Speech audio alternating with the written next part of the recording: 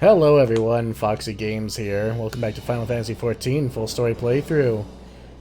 Oh boy. It took me about an hour and a half to get a group going for this. It could be because it's 2 in the morning, but it wasn't when I started searching. Oh boy. Well, that's okay. We gotta go find Bagamnan. Bagamnan. Fuck, it's 2 in the morning. It is a few days after my last video because it's been oddly difficult to find people willing to do this place.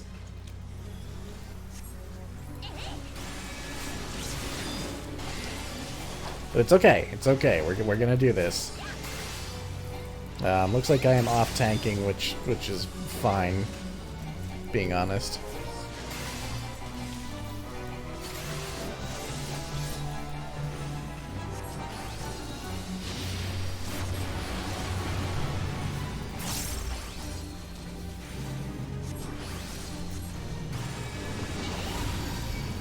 Basically, this guy, you just need to be careful of which way he's facing. And also don't stand in the bad. You see which way he's facing now. You don't want to be facing that way.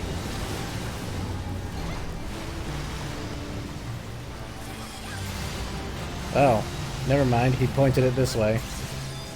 But it barely does any damage, so that's great. Yeah, I'm basically just gonna say, you can essentially ignore every bit of advice that I give about these dungeons because, for one, I don't particularly like them. Ow. Like, I really tried to hold back from saying that throughout this whole thing. But I never really enjoyed this particular raid.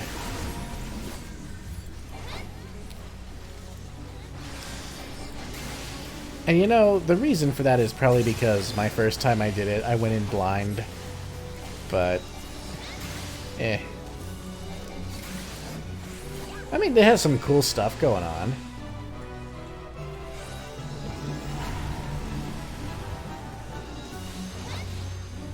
Oh my god, I thought the other tank died. I think maybe right now I'm just bitter because it took me so long to get a group.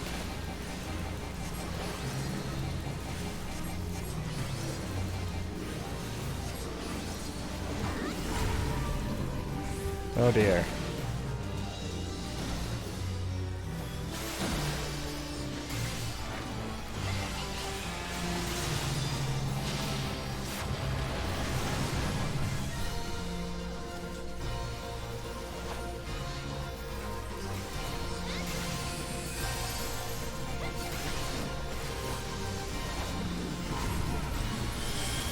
Alright, he will be spawning ads soon. All of these ads need to die.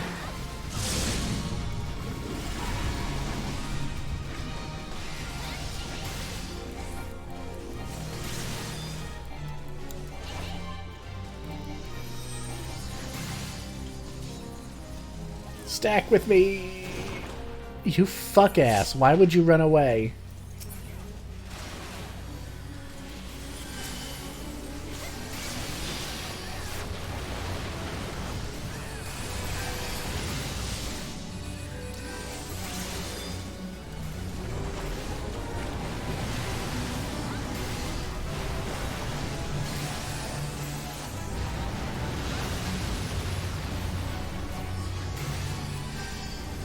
I don't think most people recognize that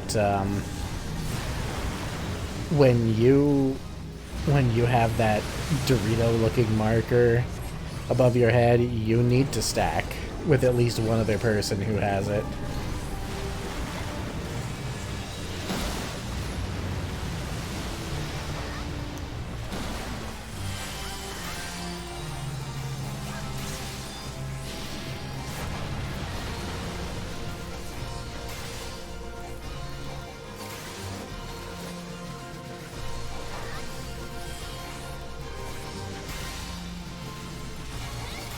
I mean, really, it's fine.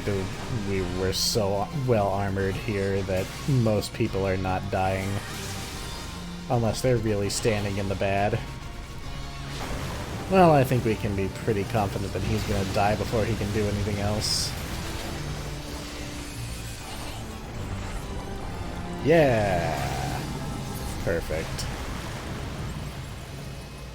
Bye! What do we got for loot? I'm Alliance C. Some shit that I can't use, which is perfectly fine. I do wish I could read some of that stuff, but everything moves too quickly.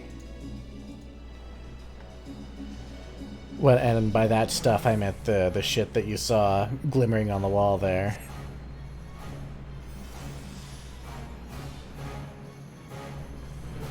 Oh yeah, this place, you know, it's got some really cool scenery.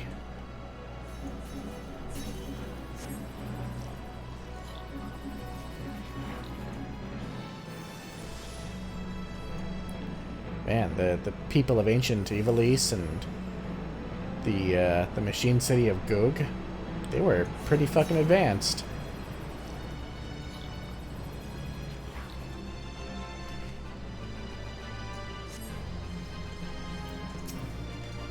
Okay, fellow tanks, are we ready? I hit the wrong button. Oh well.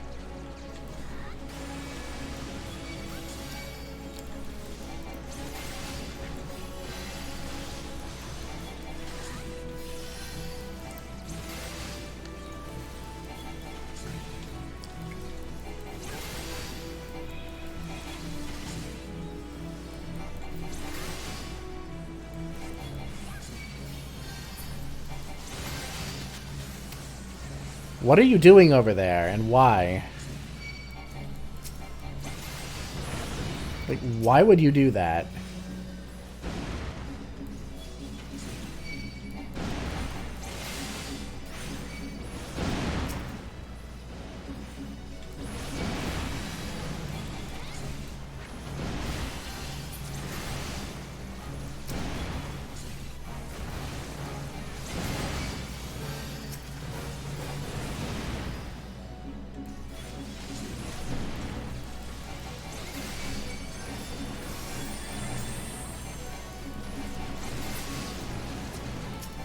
Oh yeah, these things explode.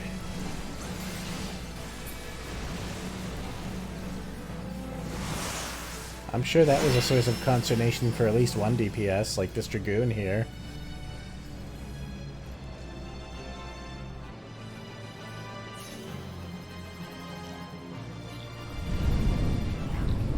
Oh, second boss.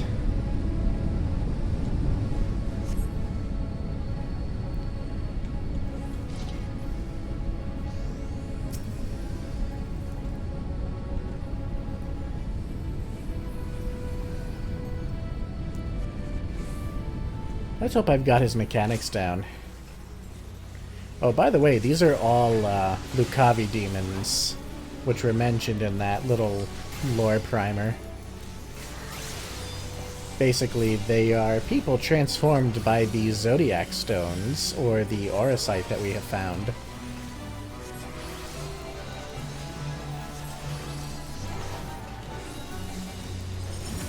Though in the story of Final Fantasy Tactics, they were people possessed by, well, the Lucavi themselves were demons, and they possessed people. Oh, this is an interesting mechanic. The faster clocks are going to explode first, then the slower ones will. Also, these clones are going to run in specific directions, depending on where those arrows point.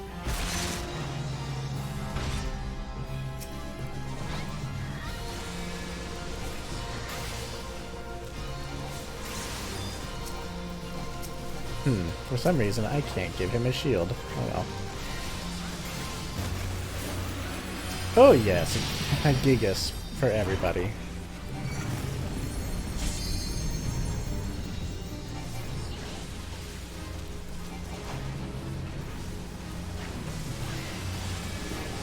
Needless to say, the ads need to die before he finishes charging his mana. this guy decided he was going to take it.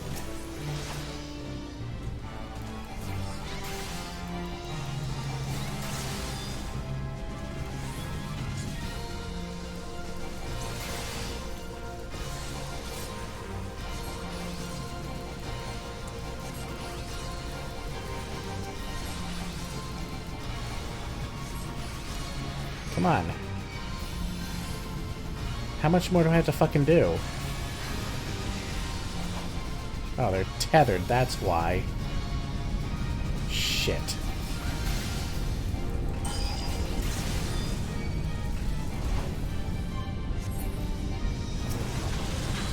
Are we dead? Yes. As a matter of fact, we are. Yeah, you know, I'm not even gonna bother defending myself. Why should I? I tried to tank one, and somebody else decided they were going to pull it. Yeah, I feel like I often take the blame when I shouldn't be. If I sound a little bitter, it's because I am. This place pisses me off. And it always has. Alright. I'm taking this one, and if you don't like it, that's too fucking bad. Are you serious? Come on!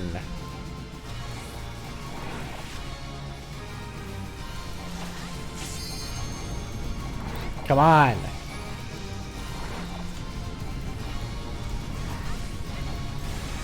How fucking hard is it to just... Oh, god damn.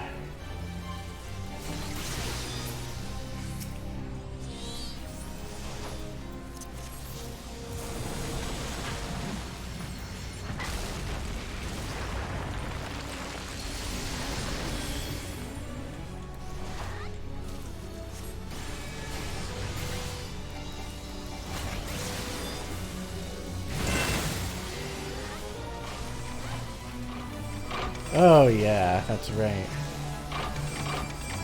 Good. Yeah, basically that's just demonstrating to us what we'll have to do in a few seconds. Depending on which way those hands are pointing, we need to stay away. Because that's where all the AoEs are gonna go.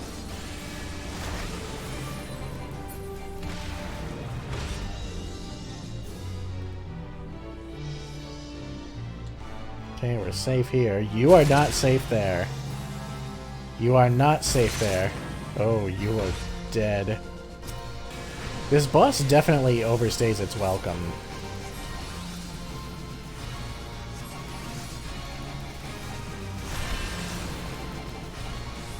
Oh boy.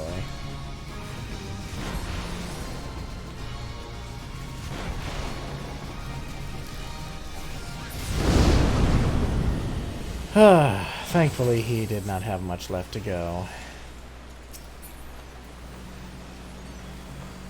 These at least look good. They look okay.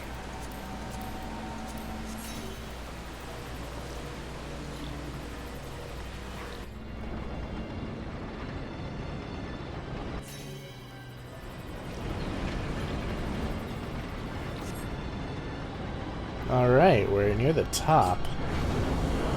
This next boss requires you to have 2 brain cells to rub together, which means I am fucked.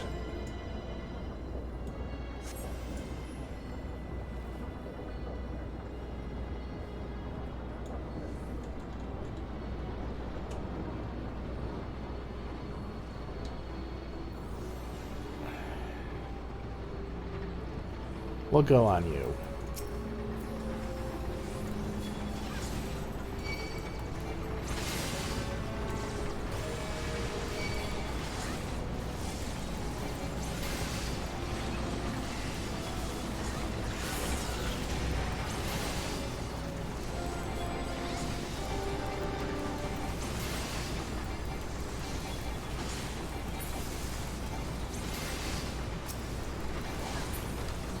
Well, they don't do much, thankfully.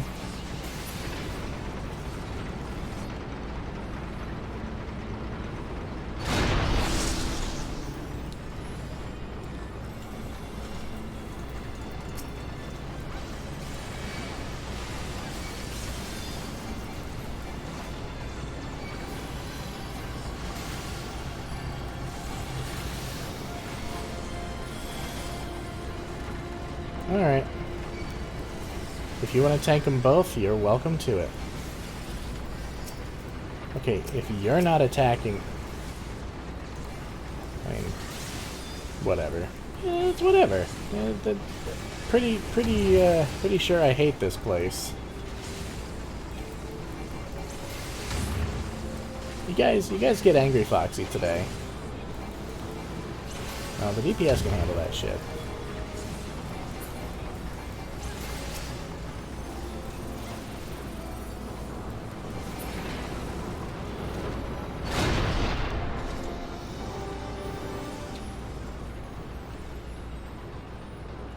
Here we are, the Clockwork City of Goug.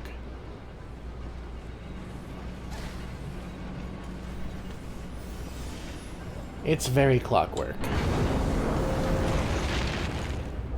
I haven't seen this many gears since the Xbox 360 days. And if you understand that reference, congratulations, I guess. Oh, this boss. The area's final line of defense is upon us. We must proceed with the utmost caution.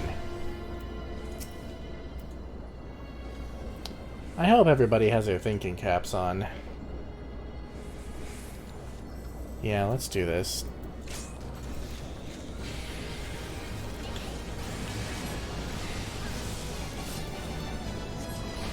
Oh yeah, some very cool Final Fantasy Tactics music.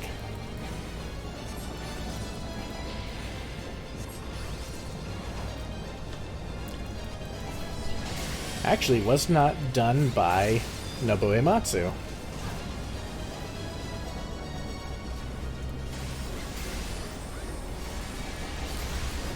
It was one of, if not the first Final Fantasy game to not have music composed by Uematsu.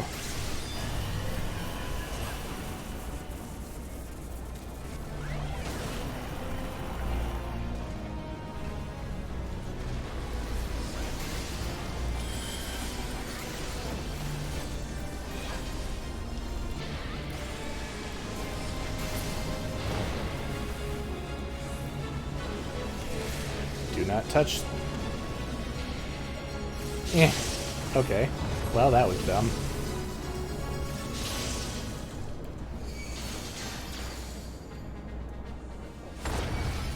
Hey! I, cheesed it. Wanna stay behind him when he's doing the... Oh, no. Oh, no. Oh, they did not. They did not stay behind him.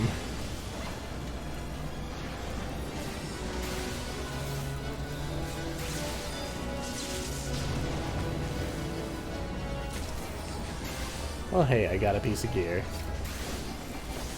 Oh, good. I picked a great fucking time to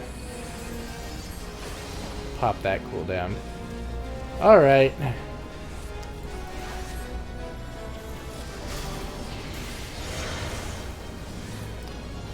Specified multiples. Multiples of 3.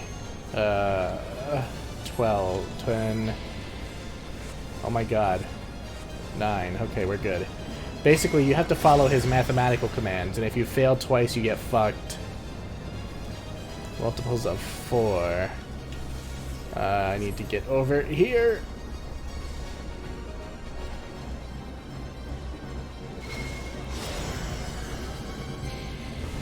Okay. And after that, you get a boost. Now everybody needs to be topped off. Like now, please. Okay, good.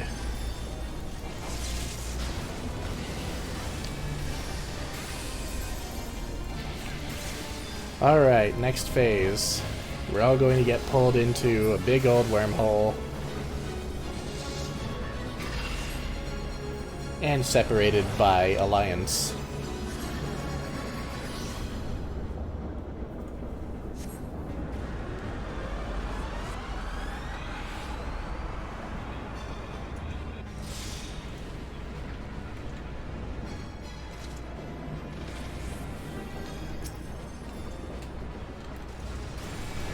Come here.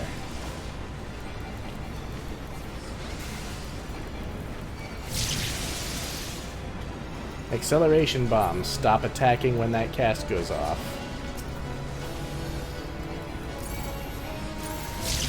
Or when this goes off.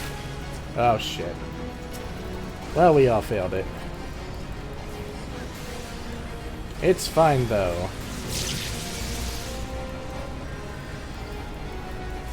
Oh yeah, we all need to kill these things before the area is locked down.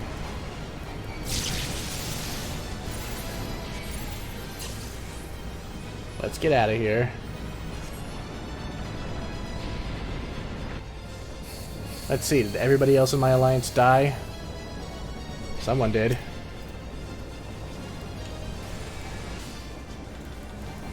And time for another computation mode.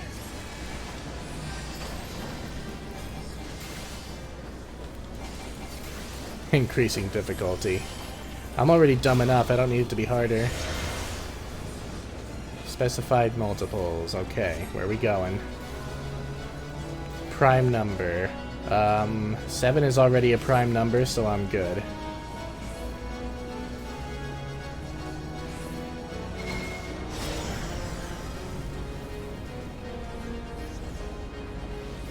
Multiples of 3. And by the way, I'm calculating that based on my HP, which started as 9. I standard the 2. No, started as 7, so I added to 2. That makes it 9.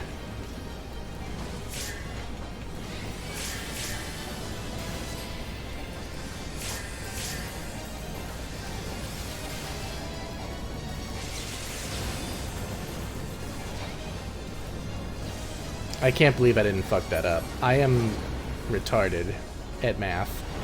Even basic math fails me at the best of times. Oh, Jesus.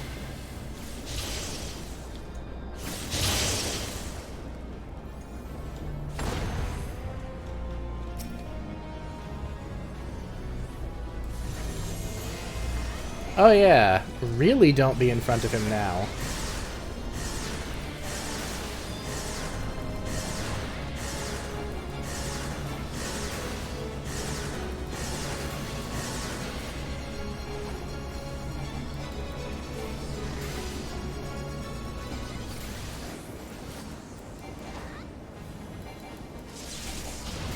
Can you believe this isn't even the final boss?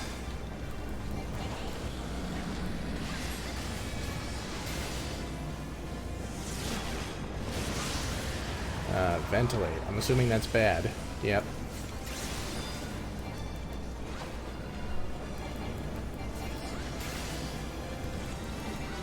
Almost my entire alliance is dead.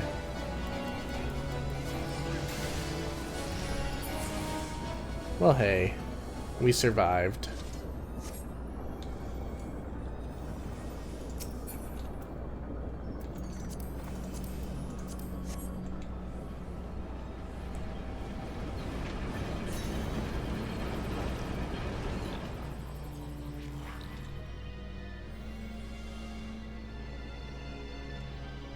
There's no mistaking it. We're in the legendary Clockwork City of Goug.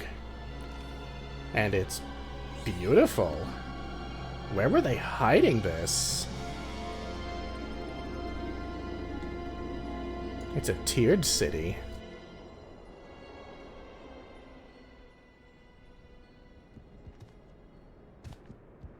Ah, yes. Long have I waited for this moment, Garlean swine. Come! The blood of my fallen brothers feeds my hate!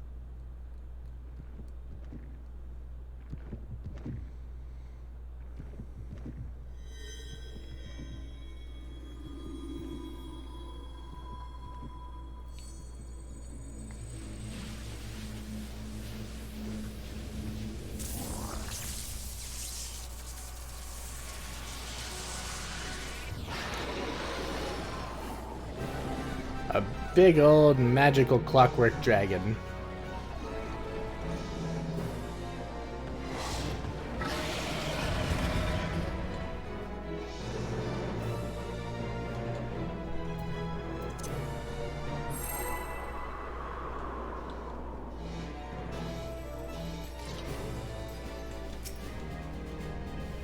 Man, the scenery here is just beautiful. I've forgotten how nice it looks. The Empire is a cancer, and I am the barber's blade. Well, you're not wrong. You're just insane.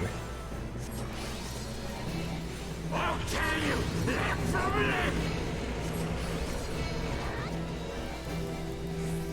Sounds a bit like our old friend Ilberd. Escape this. Behind, that's right.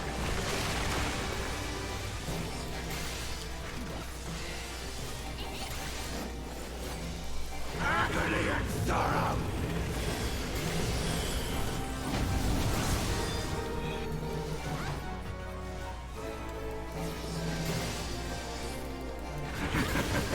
Your suffering is not yet over.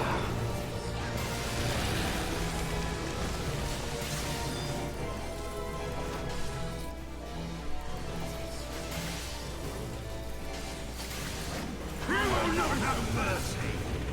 Okay, magnetic lysis. He has polarized the arena. You want to go to the opposite. If you are positive, you want negative, and vice versa. Because if you are floating, you will get fucked later in the fight. I mean, I didn't see any way to not...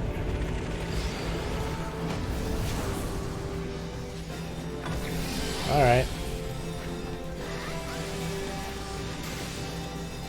I guess there would have been time. He is going to be rushing forward now.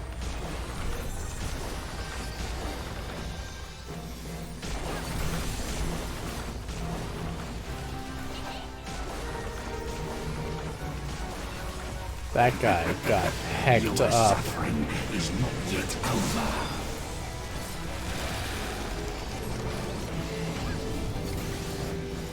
Oh yes, these wind things need to die. You will not have mercy.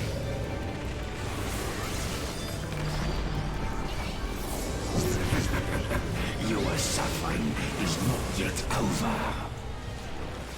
Shit, we gotta go this way. Agony and sorrow. I, the Gamnon, shall deliver the king's justice.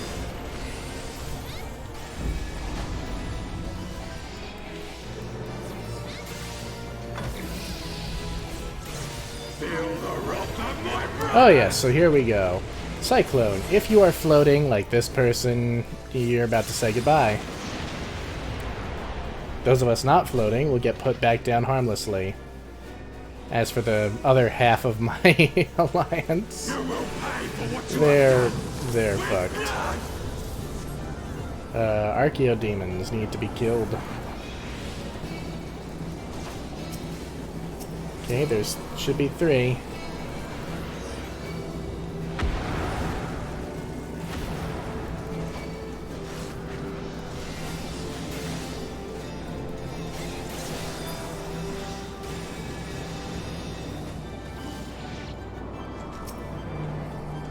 And now we have to strike the heart of the dragon.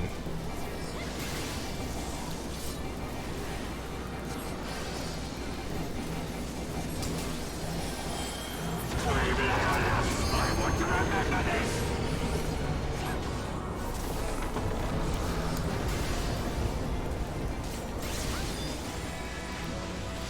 This is far from finished, Guardians.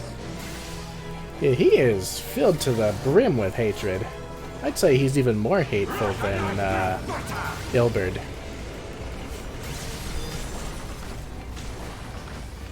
Just stay out from the front.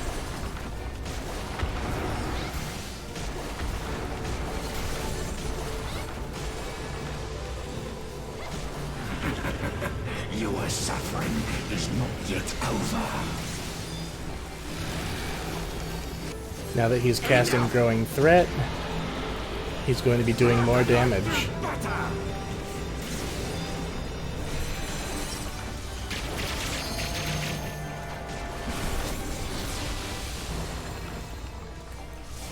Of course, he is now dead, though.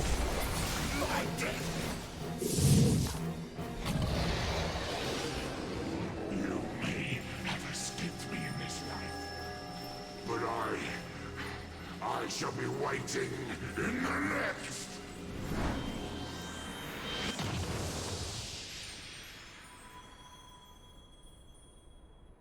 And the Duma is inert. For now.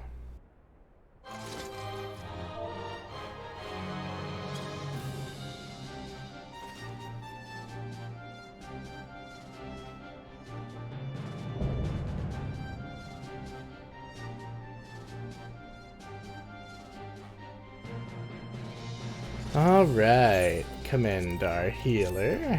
A healer. Let's see, can I use any of that? No, then I am outie.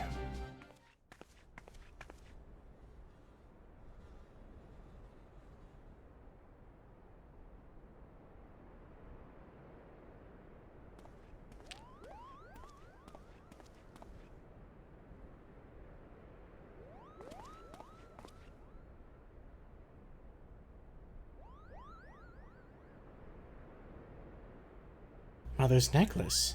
But what is it doing here? Unless...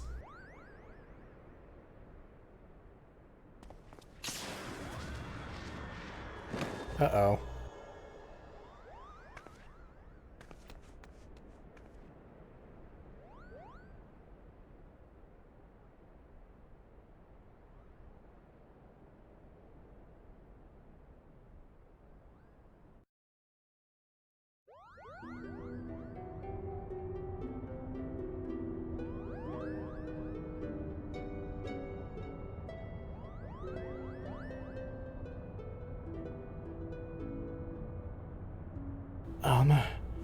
Alma, are you there? I'm here, Ramza.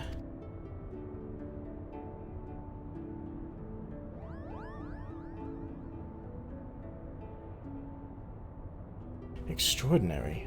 The stones are different, but the craftsmanship is identical.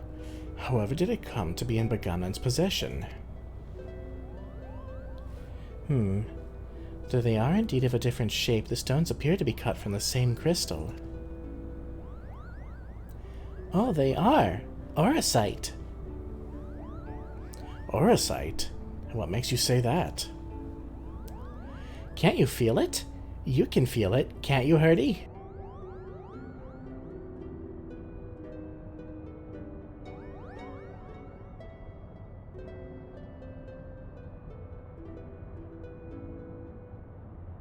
Do you recall me telling you that Bagamnan considered the necklace special?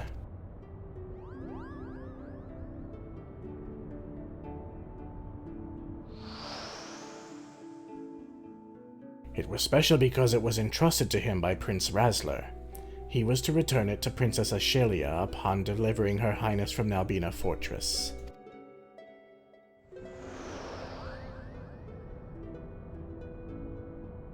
A family keepsake.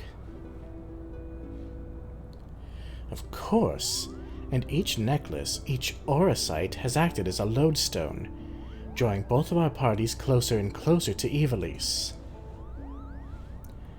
Indeed, Father, the auracite guides us. Ramza, are you recovered? Thank you, sister. I am well now.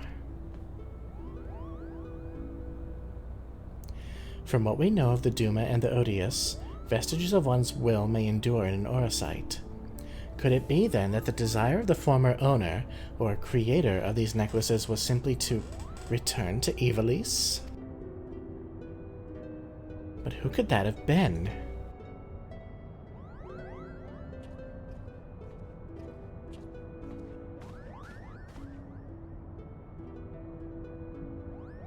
Ramza Beowulf. He wanted people to return to his homeland and uncover the truth behind the kingdom's founding. But then why show us Lysalia and Goug, you ask? Simple. We are being tested. The auracite is measuring our worth, seeing if we are deserving of that truth. You say these things as if you knew them, But how could you? Nothing we've uncovered suggests anything of the kind. I know you have your doubts, but I can assure you they are misplaced. For now, I must ask that you trust me, Lady Murilla. Lady Murilla? Since when did you... Ramza, are you feeling quite yourself? Of course I am, sister dearest. I have never felt better.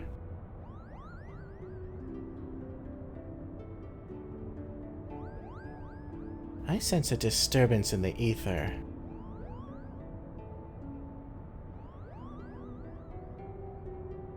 Father, these necklaces are gifts.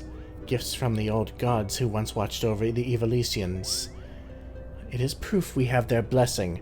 With the necklaces in the Odious, we can finally prove...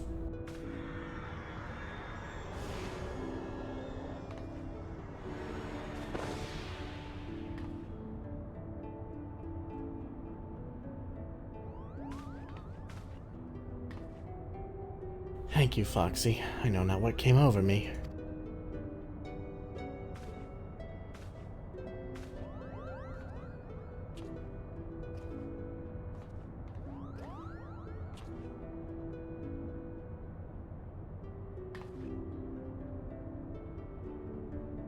Ramza, you must rest. Leave me be, Alma. Did I not tell you I'll be fine? Well, he's back to normal.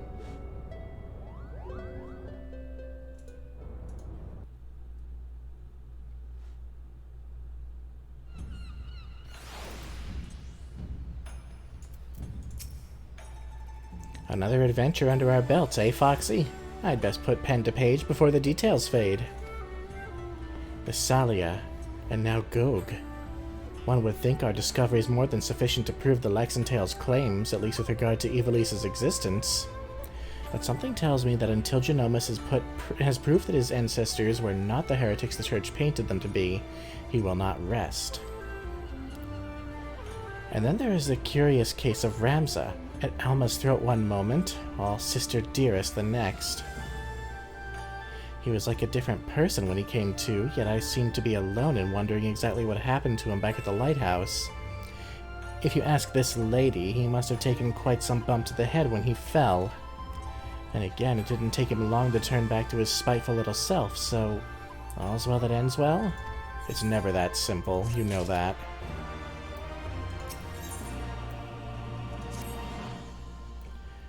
Okay, so this would take place afterward, but we're only about 45 minutes in by my recording, and I probably cut out a lot of the last raid, so we're gonna keep going.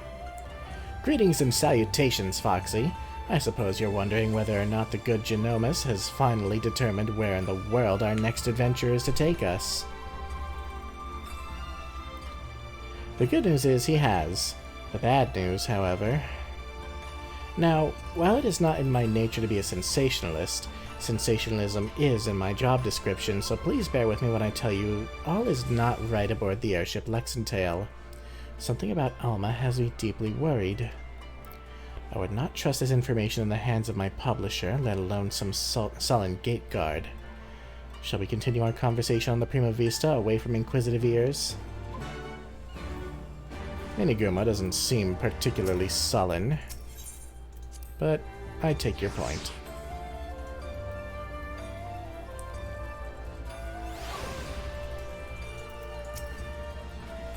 Principal Genomus claims to have learned much from his continued study of the dry papers. Still, he appears to be frustrated at a lack of information crucial to solving the mystery. Well, let's get on board and see what's up.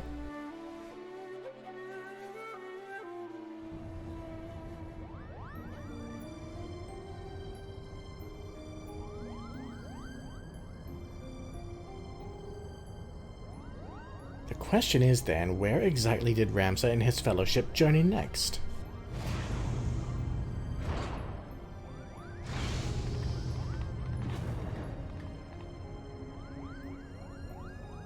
Ah, Foxy. To what do we owe this unexpected visit? I had not planned on summoning you for another several turns of the sun.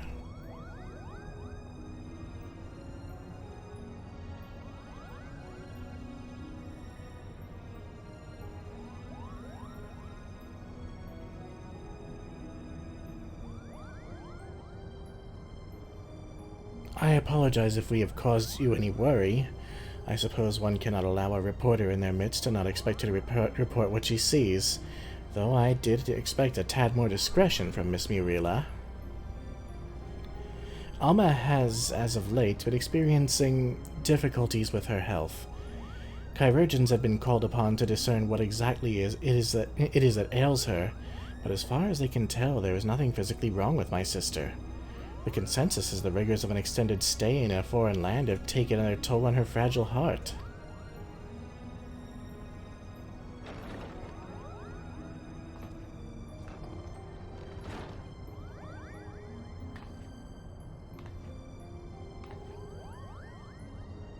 Foxy, when did you...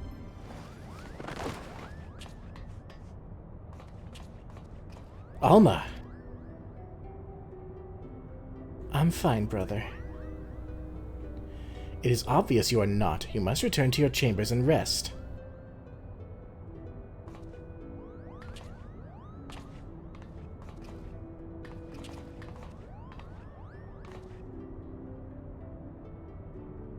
Forgive me. Perhaps we shall speak again once I regain my strength. Until then, please, look after my father.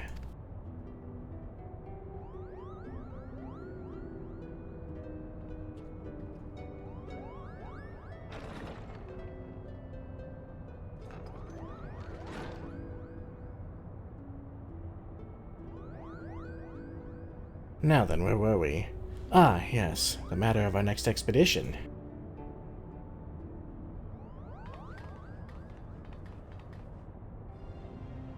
As we discovered during our most recent foray into the Ester Sands, the Dalmascan capital of Rabanaster appears to lie upon the ruins of what can only be the royal city of Lysalia, ancient capital of the lost kingdom of Ivalice. Shortly after, we stumbled across remnants of the legendary Clockwork City of Goug, cleverly repurposed into a lighthouse overlooking the Ridorana cataract. Remnants which now sit suspended above the fathomless chasm. Lysalia, Goug. What have they in common, you ask? I shall tell you. They both appear in my ancestors' account of the rise of Ivalice, the Durai Papers. And with each new discovery, this forbidden chronicle is now proving Ivalician legend to be more fact than fairy tale. There is no denying the proof, and it is but a matter of time before scholars and historians from across the realm come to the same conclusions. But as you're all aware, my aim has never been to simply prove the existence of Ivalice. No, I shall not rest until I have revealed the truth of young Ramza's role in King Delita's ascension, and cleared my ancestor Oran Durai of the false accusations made against him by the Church. Should we not see to Alma first?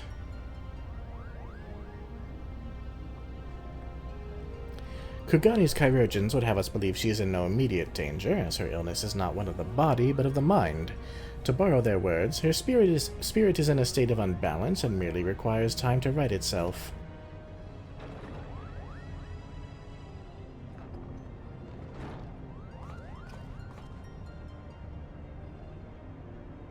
Alma will be fine as long as she remains in bed. The last thing she needs is any further excitement, especially at the paws of these meddlesome mole-bats.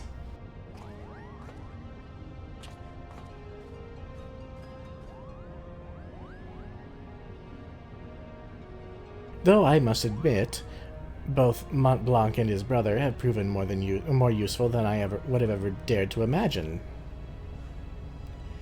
When it comes to usefulness, I am first in the field. Or was it furriest in the field? Would you like to feel my fur, Kupo?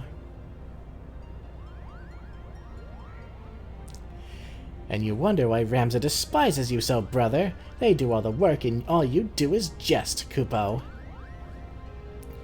Ah, but you're mistaken, Hardy. I bear neither you nor your brother any ill will. Any further ill will, that is. If anything, I owe you my thanks for your recent contributions.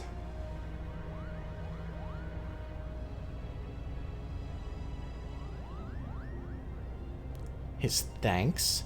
Are you hearing what I'm hearing? What happened to the venom-spitting adder we all used to know and hate?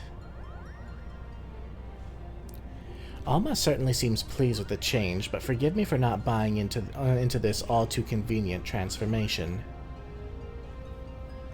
Yeah, you're not wrong.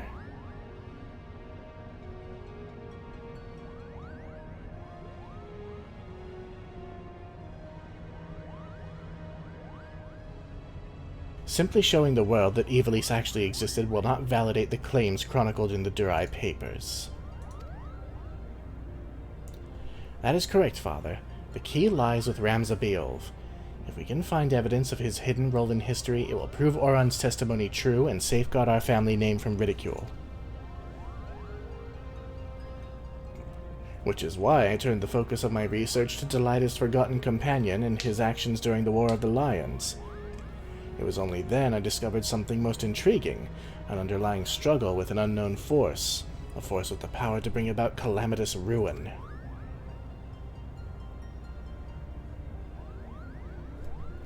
Auracite, the twisted abominations we encountered in both Lassalia and Goug, the Lucavi, they are born of these unholy crystals. While nobles of the north and south squabbled over Ivalice's crown, Ramza silently sought to rid the world of a darker evil, evil manifest from the deepest desires of men and women whose minds had fallen prey to the Auracite. And with each confrontation did Ramza's fellowship grow smaller, countless companions lost to a cause that would go unwritten. It was far more important than any clash of armies. And so did they endure until reaching their final destination, the Orban Monastery. Oh, I know this one. The Orban Monastery is where Princess Ovelia was raised. There's a scene about it in the Zodiac Brave story. After Delighta emerged victorious in his final campaign, he married the princess to legitimize his claim to the throne of Ivalice. Ah, I see someone has been paying attention. But I don't understand. Why would Ramza's crusade against the Lucavi take him back there? According to the Durai papers, the sinister being who engendered the Auracite was said to have slumbered beneath the monastery. But who, or what, would have the means to create something so powerful?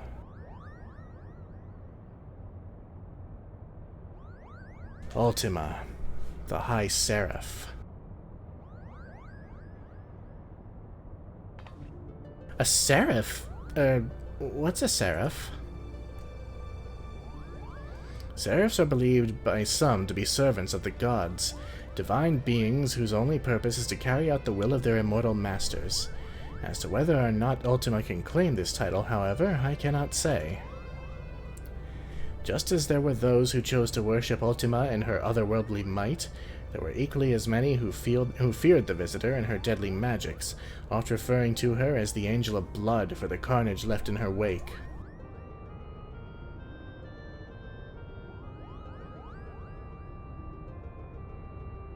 Interesting. What if the spell Foxy claims to have experienced in the Praetorium, coincidentally also called Ultima, was in fact an Allegan interpretation of the very magics introduced to Hydaelyn by the High Seraph? But that would mean... what would that mean? I have spoken with several colleagues back in Charlian regarding their opinions on the ancient incantation, and while they yet have little to show for their research, they all agree on one thing. The manner in which Ultima ethereally manifests should not be possible, at least on Hydaelyn. So it would naturally make sense if we discovered that the Allegans learned the spell from a being not of this dimensional plane. As to exactly how they convinced the being to impart that knowledge unto them. Not of this plane. What manner of creature are we talking about here?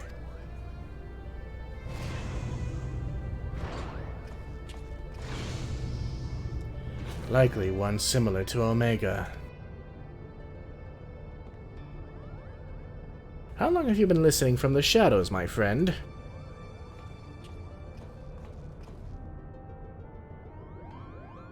Long enough. I am here to deliver the item Mikoto requested. Cid, there was no need for you to deliver it personally. A Moogle would have sufficed. A Moogle? And trust that he won't tear open the package and show it to some random adventurer? No, this is far too important. If you two don't mind, the principal was about to tell us how to find the Orban Monastery. Would that I could. You don't know? Then what have we been doing here? At ease, Lady Mirila. The dry papers speak of a cataract situated on the river Zerkel,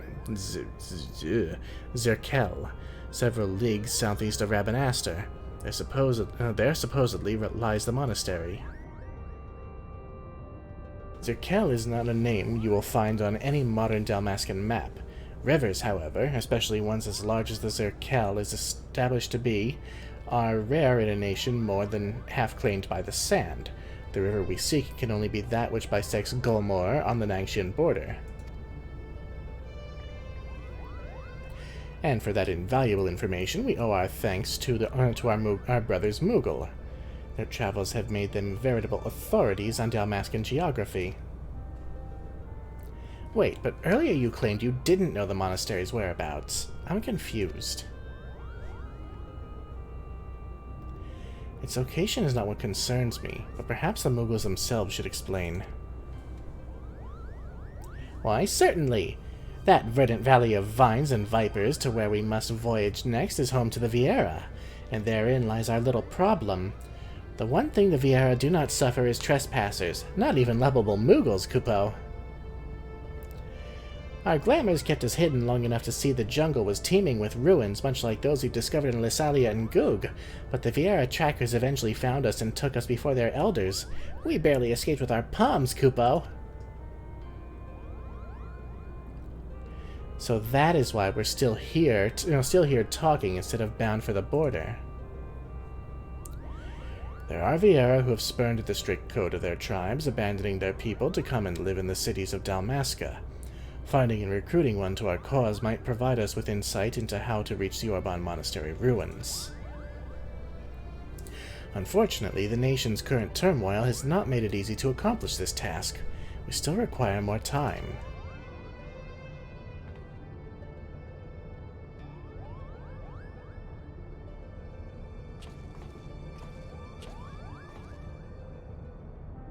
Before boarding the shuttle here, I was stopped by a banga on the docks. He asked me if I knew of Foxy Games and bet I'd deliver her a message. I told him he was welcome to accompany me to the Prima Vista so that he might deliver the message himself, but the man refused.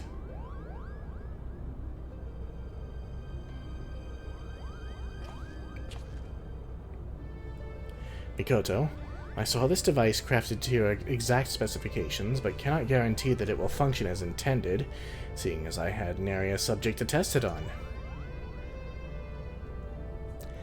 Of course, Master Cid. If any trouble is met, then most likely it is my design that is to blame.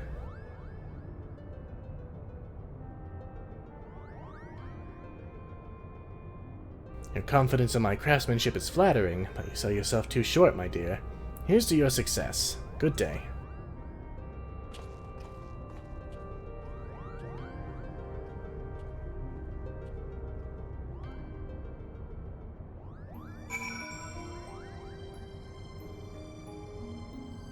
So, he said that they had a message for me, but then didn't deliver the message. Okay, then.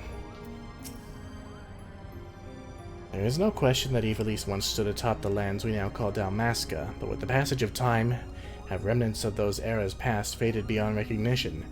If only the great library at Rabanaster still stood. My knowledge is limited, but if there is aught you wish to ask... Oh, jeez. Well, we already know this, I think. How did Ramza use the aura sight? While Delita waged his war for all to see, Ramza remained hidden, choosing to deal with the Lucavi from the shadows. While their tiny fellowship was not hunting the horrors spawned by the Holy Stones, they were hounded by knights and brigands set upon them by the Church. Yet despite this, Ramza oft found his thoughts returning to his old friend, Delida, now an intelligencer with the Order of the Southern Sky. Delida had also not forgotten about his childhood companion, learning of both Ramza's troubles and the Church's scheming soon after joining the Order. He could not, however, come to Beowulf's aid. Hyrule had proven himself a capable warrior and a charismatic leader, and was using this momentum to silently orchestrate a play for Ivalice's throne. If he were to openly oppose the Church, it would prove disastrous. Ramza, though, had already been branded a heretic.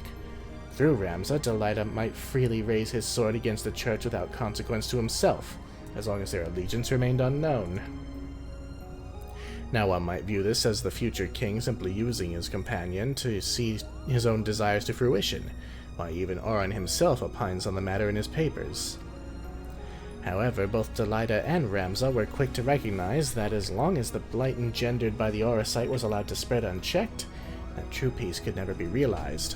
Their solution was ingenious. Delida took his place on the field of battle to bring an end to the War of the Lions, while Ramza took to the shadows to excise the otherworldly cankers that befouled the realm from within. Alright. What was the Orban Monastery? The Durai papers tell us the Orban Monastery overlooks a grand cataract on a river known as the Zerkel. The building was allegedly ancient in Auron's time, with no record as to exactly when or by whom it was constructed. We do know, however, that the building had deep ties with the Adkasha dynasty, rulers at the time of the War of the Lions, and was often used by the royal family to house prisoners, before finally being converted into a place of worship, a tradition that seemingly continued even after the conversion. Auron writes that Princess Ovelia Adkasha, the last rightful heir to the Ivalician throne, was confined to the cloister for much of her young life, before her eventual marriage to Delida. Yet though the Cenobites at Orban were part of a contemplative order within the Church of Glabados, they remained oddly exempt from the High Confessor's authority. Now you may ask, if Orban was a monastery, then why was Ovelia, a girl, admitted? Well, it appears early scholars may have misinterpreted an important term. In ancient Ivalician, a word for both monastery and convent are the same. However, seeing as Orban was inhabited not by monks but by nuns, 'twould have been better suited had the word been rendered as abbey, which itself is more encompassing. In addition to their daily prayer, these nuns crafted ales and wines from ingredients grown on their land, and sold them to desert townships that lacked ready access to potable water. While the Durai papers indicate the monastery, or abbey, as Ramza's final destination before his disappearance, it does not state why his journey was to take him there. Considering that Auron actually accompanied Ramza on this quest, it is hard to believe that the chronicler would not know, leading me to believe there was reason for this omission, one that I believe will unlock this entire mystery. What is the Golmor Jungle? The Golmor Jungle is an endless swath of pristine emerald situated in the southeastern corner of Dalmasca on the Nagshian border.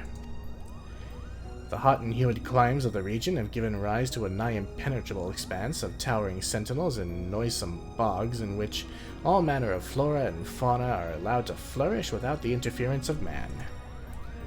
Our very own Mont Blanc, however, claims that on his short traipse through the region he stumbled across numerous ruins of unknown origin. From what we have learned from our own research and expeditions, I would surmise that these sites somehow connect to the ancient Ivalice. While it is true that the Durai papers make no mention of a jungle the likes of Golmor, more than 1,000 summers have passed since my ancestor penned this chronicle. Any number of things could have given rise to a marked change in the environment, even one of your calamities, perhaps. And one cannot speak of Golmor without mention of its enigmatic inhabitants. As you know, the rainforest is also home to the Viera, self-proclaimed guardians of the wood. Though those who claim that title count themselves fewer with each coming spring, as more and more of the Leporine abandon their ancestral homes for the comforts of the cities. Still, many Viera continue their adherence to a strict code that has governed their people since ere the age of Ivalice. None may enter their jungle, and none may leave. To the Viera, Golmor is sacred ground, and they will not suffer what they view as the desecration of their sovereign domain by outsiders. This is especially true for those who would dare hunt their lands. I would one day wish to see her ruins with mine own eyes, but without the consent of those who call the jungle home, I fear that day may never come. And finally, who is the High Seraph? Very little is known of the High Seraph, other than it was she who created the Auracite and scattered its shards across Hydaelyn. As for if the entity is be angel or demon, well, that depends on which fairy tale you choose to believe, though after witnessing the terror of the Lucavi firsthand, it is difficult to imagine that one truly pure of heart would design something that might give rise to such evil. That said, it appears the Auracite itself contains no evil. The stones merely serve as an amplifier of sorts for the desires of those who come into their possession. If that desire is one swollen fat with rage, one of dominance or revenge, then it is made manifest as a Lucavi. Such was the case with Argath and Bagamnan. Conversely, if the wielder's intentions are just, then they are rewarded with what can only be described as miracles. Legend provides us with countless tales of the Zodiac Braves granting succor to those wounded, or even fallen in battle. Perhaps this is why history cannot decide on the alignment of the stone's creator. If the being truly hails from some other plane of existence, as Mikoto suggested, then we would be fools to think she might be beholden to the same values we hold dear. Yeah, you'd think the servants of gods would have completely alien mindsets.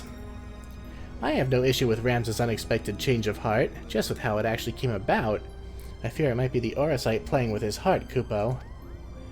I sensed a surge of ether the precise moment he came in contact with the necklace, though that surge has since passed, Kupo. Both Mont Blanc and his brother Herdy have proved invaluable to our expedition. I owe them my thanks. And I suppose an apology. I admit when they first arrived I was wary of their ability to contribute to the cause. However, over the past moons they have done their damnedest to prove me wrong. I used to believe that we Garleans were inherently better than, well, everyone else. I suppose a part of me still does.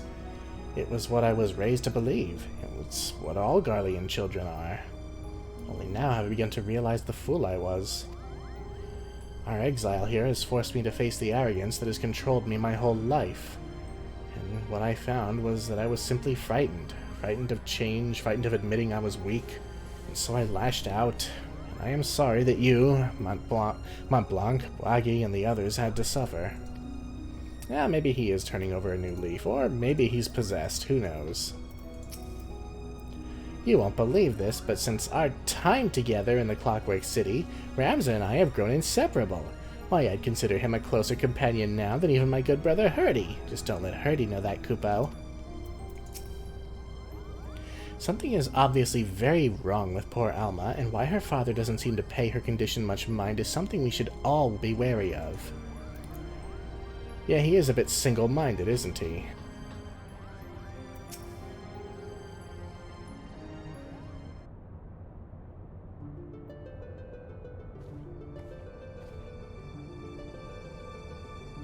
I sense that you are interested in the package Sid delivered. I have every intention to apprise you of its contents, but first I believe we should speak of Alma's condition. Do you not find her illness all too timely? Genomus and Ramza would like to believe that her bouts of vertigo are not but a result of a mind fatigued. But the answer is clear. It is the Auracite that plagues her. Alma recently confided in me that she would hear her father speaking with the Odious, well before even his first foray into Rabanastre. However, I do not think this entirely true. Which is not to imply that Alma is trying to deceive us. Rather, I think she saw something that led her to believe her father was conversing with the Auracite. Moreover, I suspect it was the Auracite itself that granted her this vision. You recall my hypothesis on distinct frequency NRR-type harmonic vibrations and their tendency to promote ethereal amplification? Or when I mentioned that despite being in the principal's possession for an extended period, the Odious exhibited none of the imprinting present in the Duma, no?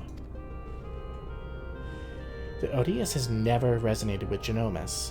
It has always been his wife's pendant and its auricite shard, the Virgo, that fueled his passion for Ivalice. No, the Odious is bound to Alma's deepest desires, whatever those may be. The only reason I can fathom that Alma has not fallen victim to the auricite's grasp is that her desires are not as strong as those we have witnessed in Argath or Bagamnon. That and the ethereal interference caused by other nearby shards. I have explained all of this to Alma and recommended that she destroy the necklace, yet not only did she refuse, but she begged me to keep this revelation from her father.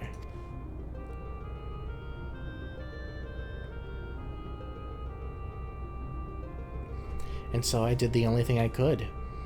I devised a means with which I might impede or at least lessen the effects of the Odious.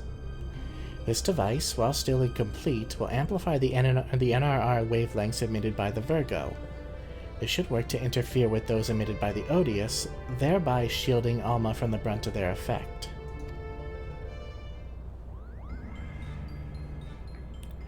The city below us is all abuzz with word of a bangin' brigand loitering about the airship landing. Do you think it could be someone we know, Kupo?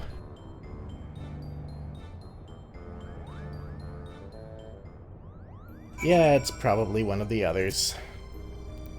I've taken a piece of the Virgo and fitted it to my device. It may, however, still require some time to calibrate properly. Oh boy, this episode has just been a whole lot of talking, really.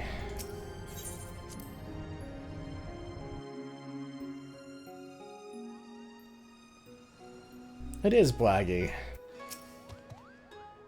Apologies, Foxy, but I needed to speak with you. And you alone. Oh, don't mind me, Kupo. I'll just be floating over here in perfect earshot. Why, you... What makes you think I won't lay you low right here, right now?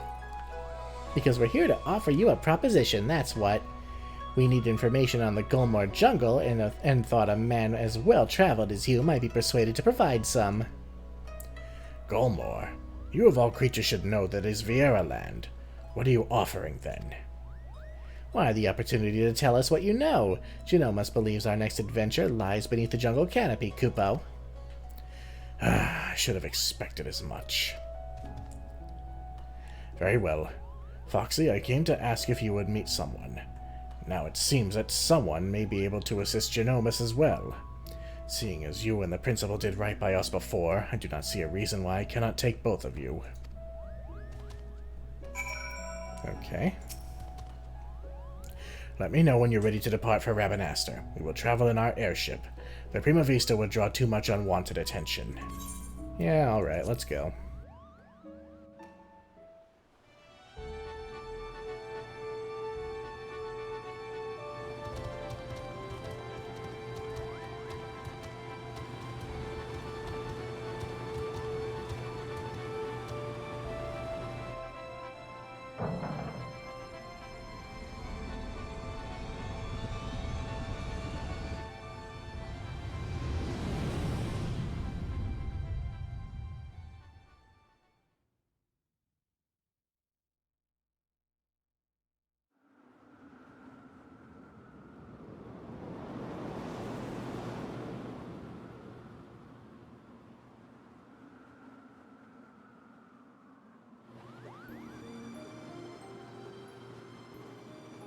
Back to a life of brigandry in the clouds, are we? Of course not. Not that it didn't cross our minds. But when faced with the decision of what to do next, we needed simply to remember the dying words of our leader. Gijuk, Ridok, and I decided to re-enlist as Dalmascan Fusiliers. And the occupying Garleans actually said yes, Kupo? Not exactly. We're now with the Resistance. You no doubt heard of the uprising in Dalmasca that followed the Doman liberation, and how it was crushed under the iron heel of the 4th Legion.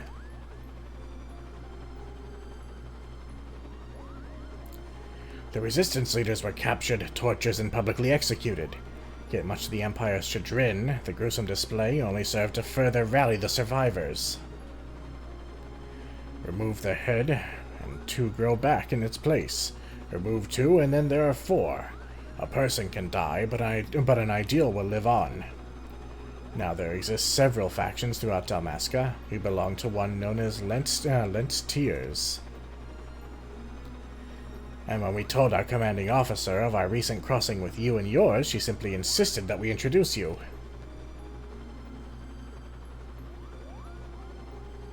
Me? But I wasn't even supposed to be here, Kupo. Not you, Hairball. Her! Meet with the General and hear her proposal, Foxy. If you're not interested, we shall return you to Kugane unharmed. You have our... Curl got your tongue? Rabbanaster dead ahead, lads.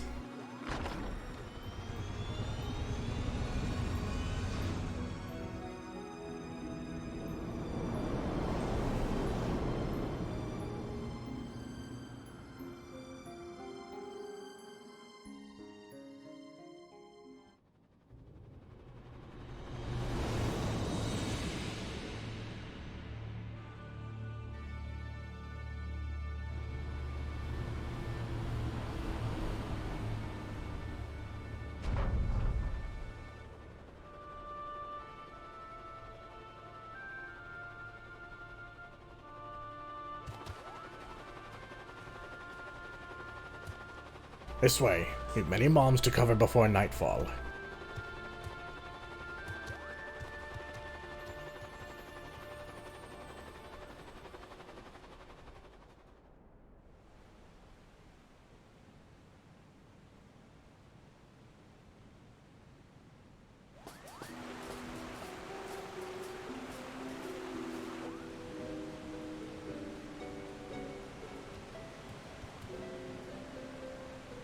I've done as asked.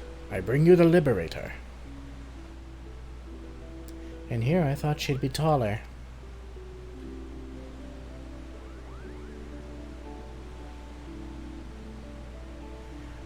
I knew it! A Viera! I am Fran, proud daughter of Dalmasca and General of Lent's Tears. And yes, Moogle, I am a Viera. Are you surprised?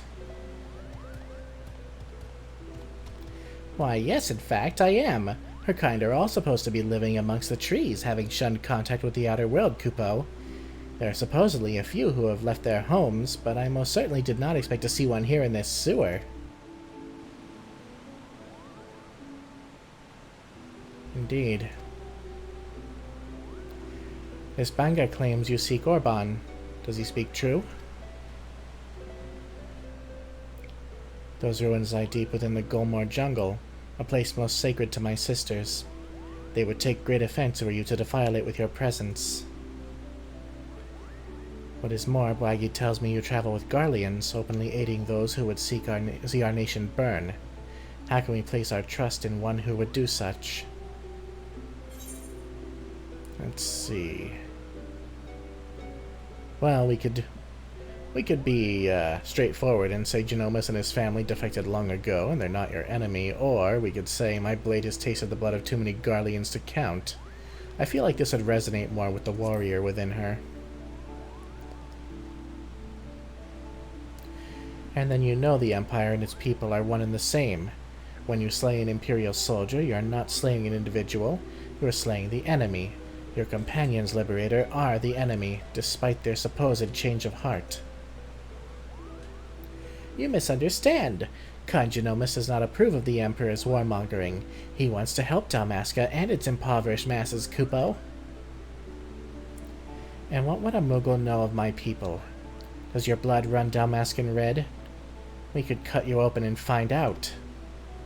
General, there is no need for threats. You are right, Bwagi. Then let us parley. Parley? Parley.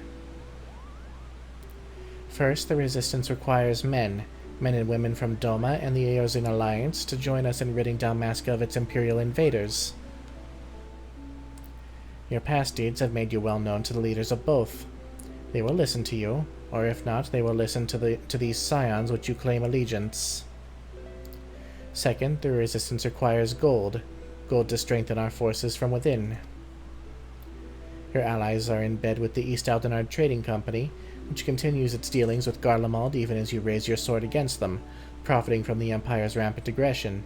As targets of that aggression, I believe my people are entitled to a portion of those profits. Grant me these simple things, and I shall personally guide you safely to the ruins of Orban.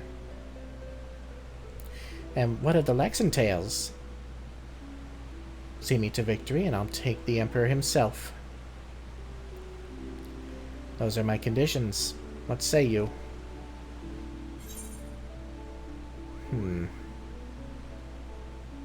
I'll deliver your request to the Scions, we can promise no more, or promise me first my companions will see no harm. Well, she's kind of already done that, so I'll deliver your request to the Scions, we can promise no more. Tell them my demands, but know the fate of your expedition hangs on how well you do so.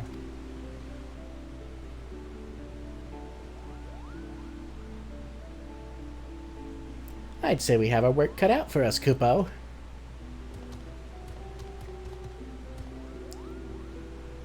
Weigi, you and the Fusiliers are to accompany the Liberator. I expect a detailed report on how my demands are received.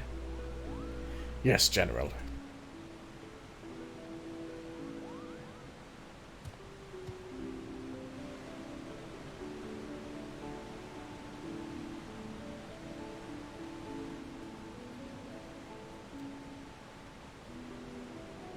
Not that I expect them to be taken seriously.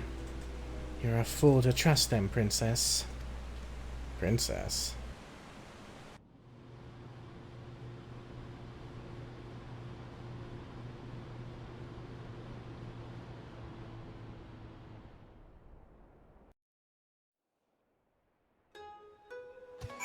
And those who have not played Final Fantasy XII would not know that Fran is from that game, and that 12 and Tactics are both tied to Ivalice in a way. Do not be put off by Lady Fran. The General has quite the edge to her, but it is only because she wants what is best for the Resistance. No, fuck. I finally come to accept Baganan is gone for good. But I will never forget how he met his end. I cannot allow my hatred to consume me as it did him. The General is not too bad once you're on her good side, her only good side being her backside. But you didn't hear that from me. I don't know, I think she looked pretty good from the front, too. What an adventure, Kupo! Just think, by tomorrow we could all be the newest members of the Dalmascan Resistance. Not that I'm ready to give up my place on the Prima Vista just yet.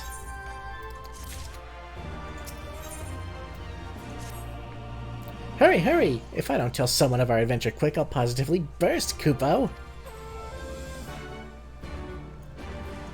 Yeah, I guess we should probably fill everybody in.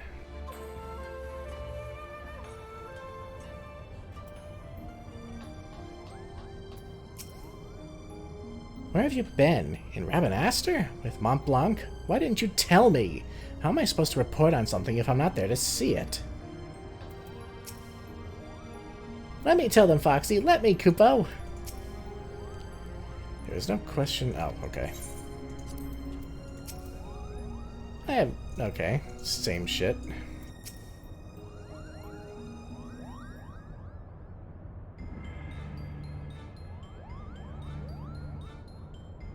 This woman asks much of us. The Viera have ever been wary of outsiders. For centuries, their many tribes have remained hidden in the jungles, content with their self-imposed solitude. Each tribe has its own strict code and will meet swift punishment to any who would defy these laws. As such, many a Viera will spend her entire life bound to the territory of her ancestors, both unwilling and unable to venture beyond its borders. And while the tribes are wholly independent, they have agreed to uphold a single standard: shun all contact with the outside world unless it is to protect the jungle. That said, with every generation, there are those Viera who long for a life beyond the verdant sea of trees and abandon their tribes to start a new life in the kingdom's cities. My guess is that this Fran is one such individual. who also happens to be the only individual we know who can guide us to the monastery, Kupo. It seems Foxy's sword arm won't be enough to see us through this predicament. She'll need to don the right mantle of a diplomat if we're to convince the Alliances and the East Aldenard Trading Company to grant us aid. What could go wrong?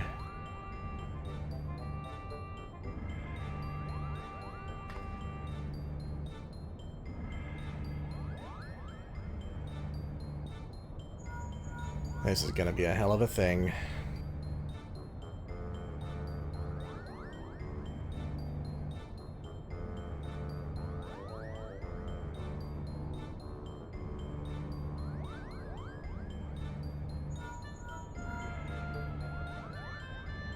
Yes, I know you said not to call unless it was urgent, but this is urgent. Alright, not exactly, but my superiors have come to a decision on your request, and I thought you might want to hear what they had to say. Oh, and let me preempt any request for immediate disclosure with a reminder that the information is much too sensitive to discuss over Link Pearl. Meet me at the Ruby Bazaar post-haste, and I shall duly apprise you of their judgment.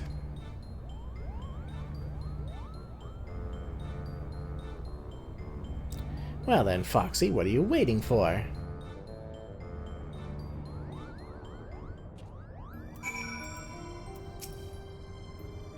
It saddens me that I cannot be of any aid. You have every right to think me weak, Foxy. For I am. At least now I might admit it. Has my brother been behaving? And here I ask this already knowing the answer, Kupo. A trip to the Ruby Bazaar? Will there be refreshments? No? Well then count me out, Kupo. I pray for your success, Foxy. Not because I am a man of religious tendencies, mind you. It simply feels like the proper thing to do in these sorts of situations. And we don't have anything else to ask. I've read about how you united the whole of Eorzea under a single standard and convinced the Holy See to end a 1,000-year conflict. Compared to that, asking for a few soldiers and a coffer or 3 of gil should be a piece of Rolandberry cake. Ah, I suppose we should inform Bwagi down at Kugane Landing of our progress. He mentioned he was to keep an eye on us.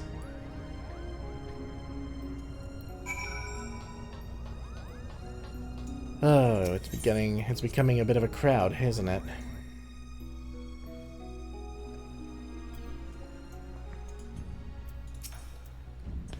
I've informed Bwagi of our situation. We are ready to make for the Ruby Bazaar when you are. So you've an answer from the East Aldenard Trading Company. Impressive. It would seem that Lady Fran has underestimated your influence among the realm's players. I assume you have no objections to be joining you then. Well, Hancock might have something to say about it, but let's be honest. They all kind of owe us. I mean, I'm sure the East Aldenard Trading Company has seen ridiculous profits from the war with the Empire, especially after the Resistance really got into full swing. Whenever you are ready, Foxy. Hancock awakes us in the bazaar. Shall we, Foxy? Yes.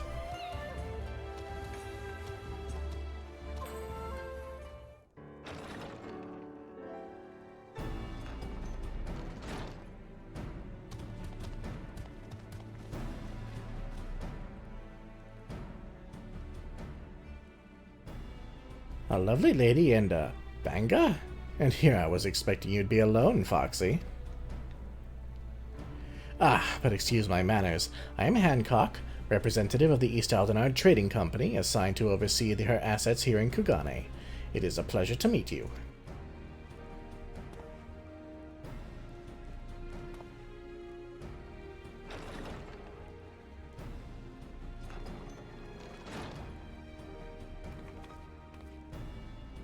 And I am Yugiri. We apologize for making you come all this way.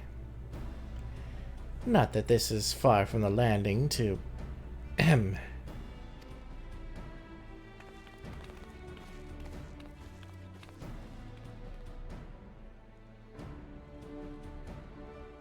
Bwagi, was it? I serve Lord Hian, rightful ruler of Doma. I have come bearing my lord's reply to your entreaty. And I am Tataru Taru of the Scions of the Seventh Dawn. I'm only here seeing as no one else could be bothered. Well, that and to bear a message from the leaders of the Eorzean Alliance. Jeez, harsh. Thank you both for coming. I am Bragi, formerly of the Dalmascan Royal Fusiliers. I now claim allegiance to Lexentales, a resistance group seeking to accomplish what you have in Doma and Alamigo. What tidings have you brought us?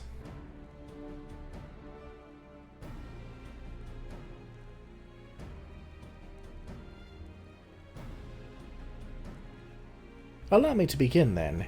While the East Aldenard Trading Company sympathizes with your plight, we are not in a position to grant you the funding you seek.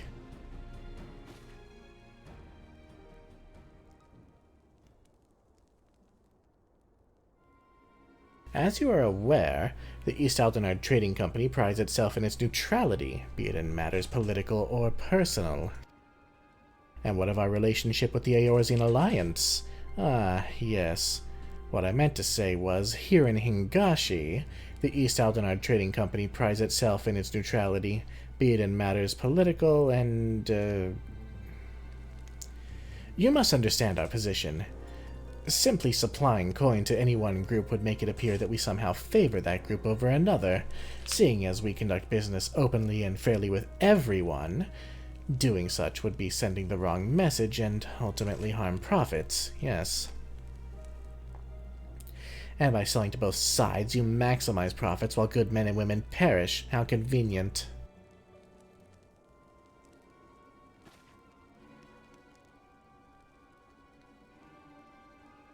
We are a business, milady. We do what we must to survive. That does not mean, however, that we are blind to the needs of our customers and our allies, which is why we support the Eorzean Alliance and their noble efforts to safeguard their realm's freedom through a mutually beneficial arrangement.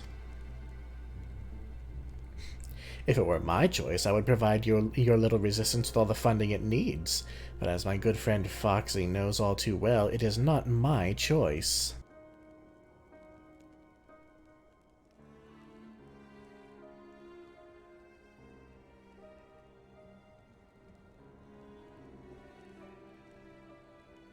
Well, now that Hancock's thoroughly lowered your spirits, you won't be as crestfallen when I inform you the Eorzean Alliance will also be unable to provide any assistance.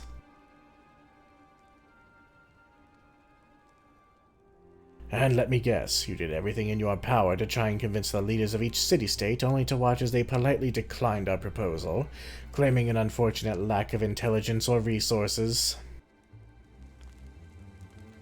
Wait, how did you...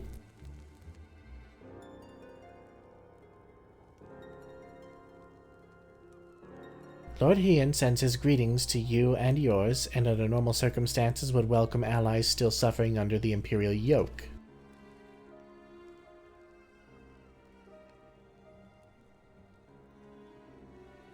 However, word has it that the latest attempt at reclaiming your kingdom ended in failure, resulting in the loss of countless lives, including many of the Resistance's leaders. You are not mistaken. Our army is not what it once was. Those remaining have been forced to take refuge deep beneath the streets of Rabanastre. The 4th Legion has already defeated you once. Lacking unity and leadership, the current resistance will not survive against another tilt against the Empire's disciplined ranks. If Doma is to join hands with Dalmasca as an ally, you must first prove to us that you will stand as one. Doma as a full-fledged ally would serve far better to strengthening our cause than a few temporary soldiers.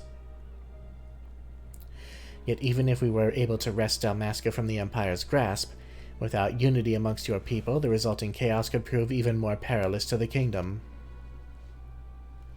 You understand much of our situation. And based on that understanding, you would refuse your aid to Lexentales, am I correct? Do not mistake me. Lord Hien's refusal is but a message to help you plan your next step. You have a wise master. He understands that without proper planning, driving one enemy from your midst simply creates rooms for the next.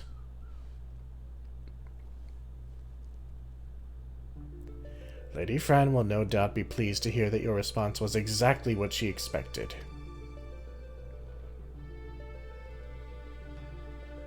You knew this whole time that your demands would be rejected, yet still you let this farce play out? You have my apologies, but this is all necessary to prove an important point to our leader.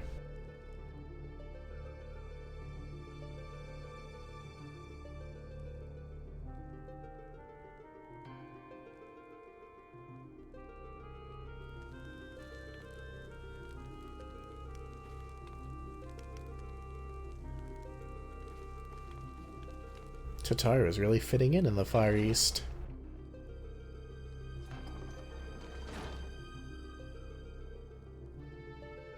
Lady Fran needed to show the princess just exactly what she was getting herself into, and your honesty today will serve us better than any hollow promise. Thank you.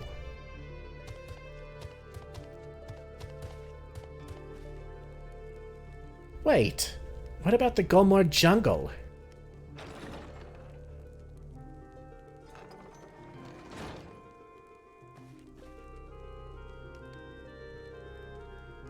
Can you believe this? We're right back to where we started.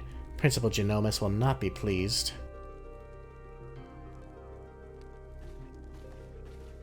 Well, maybe they'll come through anyway.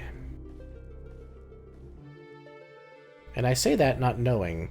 I actually finished this thing without watching the cutscenes, because you need to do it to unlock something way later in the game.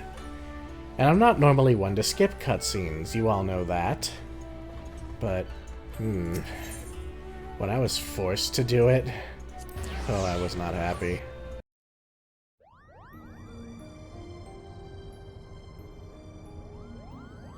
If it is as you say, it is most unfortunate, but I suppose we did everything in our power, and that is all one can ask.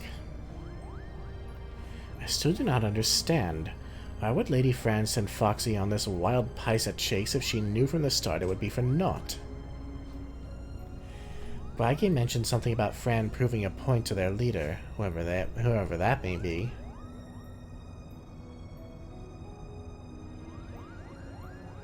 People in positions of power can prove both naive and stubborn creatures. Simply telling a leader she is wrong may not convince her of the fact. Seeing one's own plan fail, however, is oft the best medicine.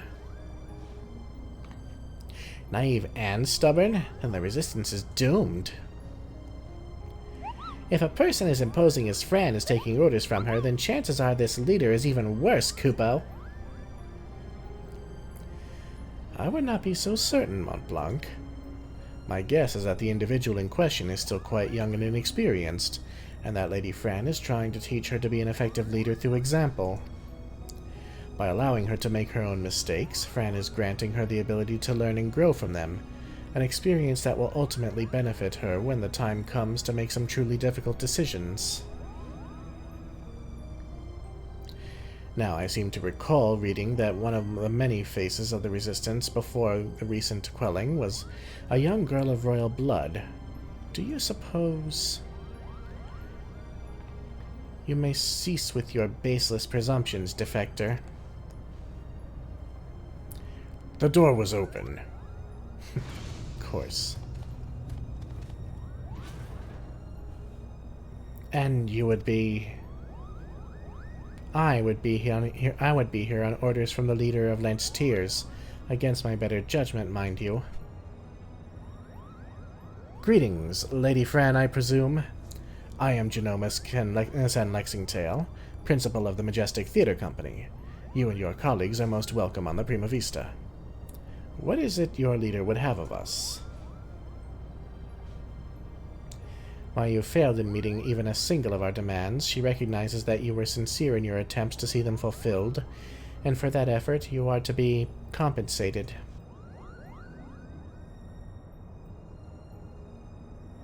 That is most generous.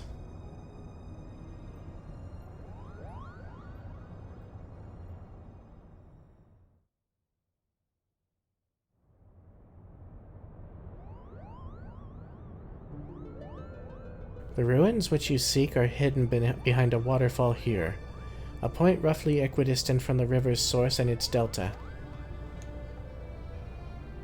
You have our thanks, Lady Fran. We will not forget this kindness. Father, I shall plot a course immediately. Ramza, what is going on here? Alma, you should be in bed. I've slept enough, brother. Tell me, who are our guests? I mean, you know Blaggy. It appears you once again prepare a leap into dangers more. Keep your wits about you, Foxy. Lady Fran is strong, but then again, so was Bagamnan.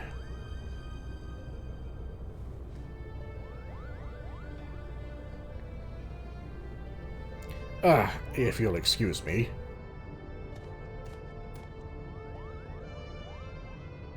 Are you mad? A trip to the surface in your condition? Listen to me, brother. The High Seraph beckons. She speaks to me through the Odious. The what?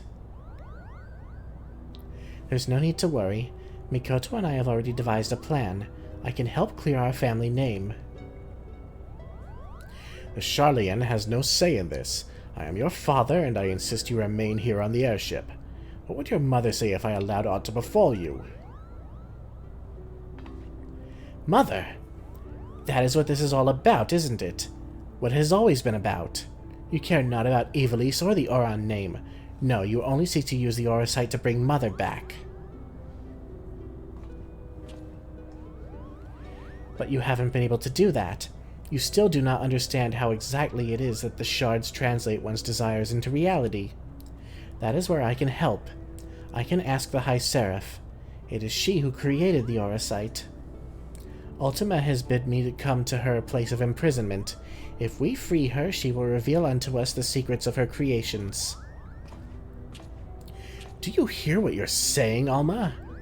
Even if there was the slightest chance of bringing Mother back, we cannot risk your life in doing so. Your brother is right. We have sacrificed too much already. I cannot bear the thought of losing you, either of you.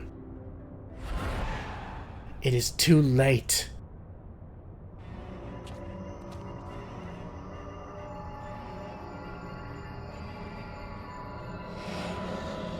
I'm so lonely, Father.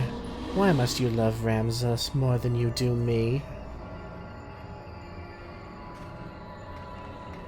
Do not be cozened by your daughter's words, for they are not her own.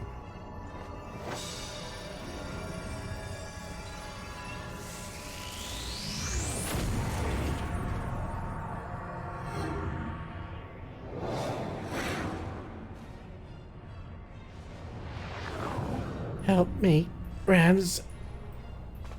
Alma!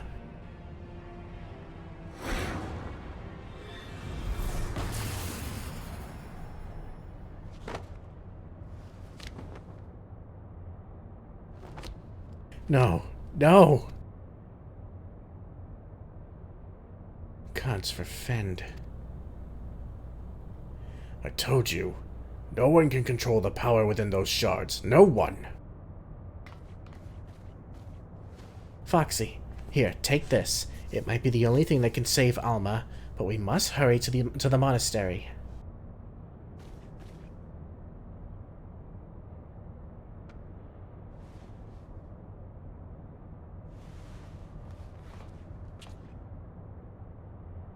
Come, we leave for the Golmar jungle. Now.